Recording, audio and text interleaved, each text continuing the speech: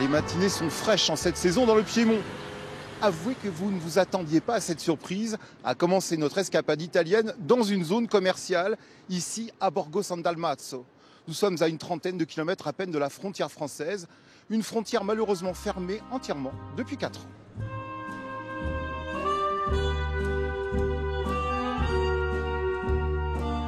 Cet axe routier bruyant et fréquenté que je longe actuellement, c'est la route nationale 20 qui mène tout droit au col de Tende et au tunnel de Tende. Le tunnel de Tende fermé depuis la tempête Alex en octobre 2020. Nous avons voulu voir ce qui se passe ici, dans le sud Piémont, dans le pays de l'autre côté du tunnel. C'est l'une de ces petites entreprises dynamiques, 12 employés, comme la région en compte des centaines et qui font la fierté du modèle économique italien. En 2003, Dario Brignone a fondé Borgo Design, une société qui fournit clé en main des aménagements intérieurs et des meubles. La France, Dario s'y rend 2 à 3 fois par semaine. La fermeture du tunnel de Tende, qui impose 125 km de détour par l'autoroute de Savone, a sérieusement perturbé son activité. La fermeture du tunnel de Tende, c'est une énorme perte de temps. Énorme et surtout un surcoût financier. Parce que moi, en passant par l'autoroute, je dépense pratiquement 110 à 120 euros. Ça dépend du véhicule que nous prenons pour aller en France. Mais oui, ça nous revient à 120 euros en plus par camion, avec les péages d'autoroute et le prix du gasoil. L'enjeu est d'importance. L'entreprise réalise 50% de son chiffre d'affaires grâce à la clientèle française et monégasque. Et elle a beaucoup investi sur ce marché porteur. Alors ici, au siège de Borgo San Dalmazzo, on guette la réouverture du tunnel avec impatience.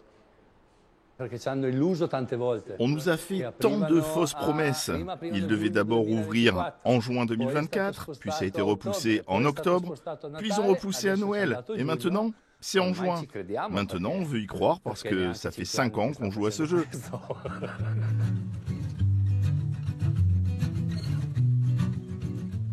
Au revoir Borgo San Dalmazzo, bonjour Mondovì à quelques kilomètres de là.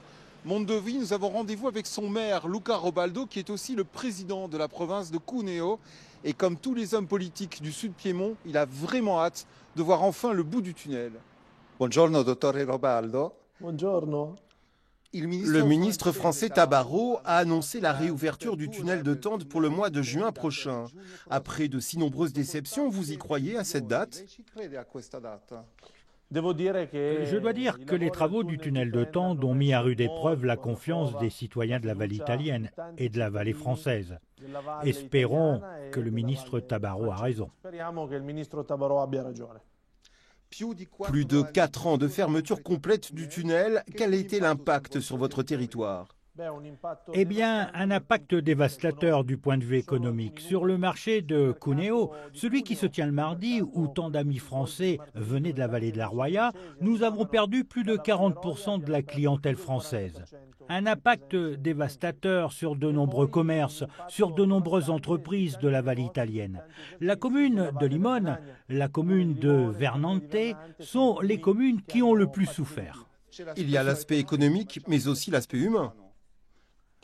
Depuis des années et même depuis des siècles, un lien unit Français et Italiens.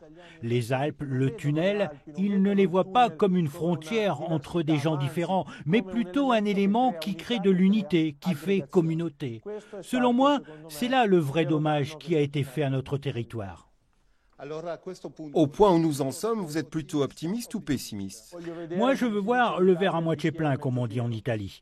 Mais l'ouverture du tunnel, j'y croirai quand je le traverserai en voiture.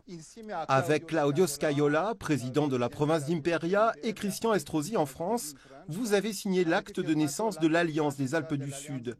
Quel est l'objectif de ce nouvel outil politique ?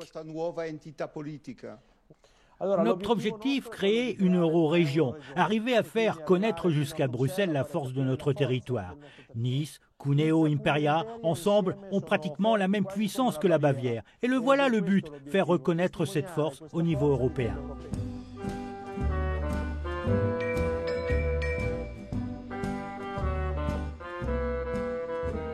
Puisque nous sommes à Mondovì, nous allons en profiter pour visiter cette ville historique du sud Piémont en compagnie d'Adèle qui va nous servir de guide.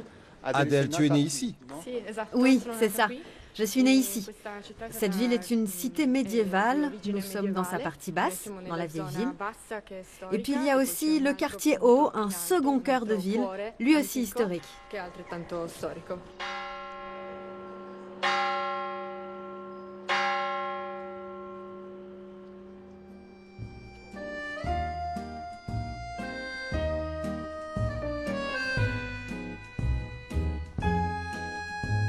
Pour relier la partie basse de la ville où nous nous trouvons, là, Breo, et monter à la partie haute qui s'appelle Piazza, il faut prendre le funiculaire.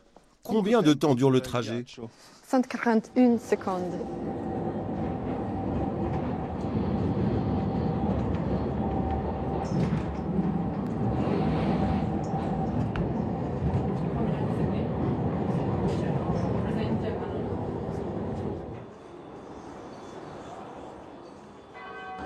Allez Adèle, on va rentrer ici, l'église de la Mission.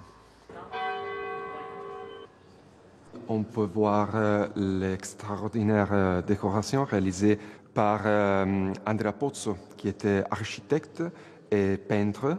On trouve les travaux de Andrea Pozzo à Rome, dans l'église de San Ignace de Loyola, et que c'est l'une des plus importantes églises de Rome. Et on trouve la même grandeur dans une petite ville comme Mondovì. Donc ça, c'est magnifique. Aujourd'hui, le ciel de Mondovì est tout gris, mais il lui arrive d'être plein de couleurs puisque Mondovì est la capitale italienne des vols en montgolfière. Tu as déjà essayé le vol en montgolfière? Oui, quand j'étais petite. C'était très beau. Ça monte tout doucement. C'est vraiment une expérience à vivre. Ti è piaciuto? Beaucoup.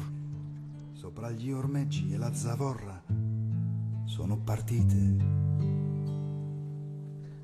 Le paysage est magnifique, on laisse à terre tous nos problèmes, et en vol, le monde paraît tout petit. On voit les montagnes, et si on monte encore un peu, on peut voir jusqu'à Nice et la mer devant la Ligurie. Et on se sent léger. Tout léger, c'est vraiment une sensation magnifique. Nous voilà arrivés au terme de ce voyage de l'autre côté du tunnel de Tende. Il va falloir prendre congé de Mondovì et d'Adèle et retourner vers la France et prendre cette longue route pour arriver de l'autre côté de la frontière. À très bientôt. Ciao a tutti. À bientôt. Lasciano tracce impercettibili le traiettorie delle mongolfiere e l'uomo che sorveglia il cielo non scioglie la matassa del volo e non distingue più l'inizio di quando sono partite sopra gli ormeggi e la zavorra sono partite.